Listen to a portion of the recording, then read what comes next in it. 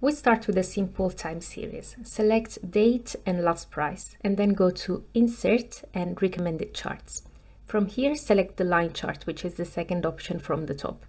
Now, I really don't like this date format. I think we can do much better and make it look more elegant. So I double click on the X-axis and the Format Axis tab will open all the way to the right. From here, select Axis Options. Expand the selection where it says Number. And instead of Date under Category, select Custom, which is the last option. Under Format Code, delete what's there and type MMM space YY. Click Add. Now it looks already much better, but we can do more.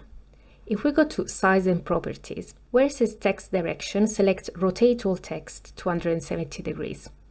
Now, if you go back to Axis Options, you'll see that you have the possibility to choose the number of units you want displayed. Now I'm changing from 2 major to 1 year, because I want the chart to be a little bit more crowded. Well, that's everything for today. I hope you enjoyed this video. I'll catch you in the next one.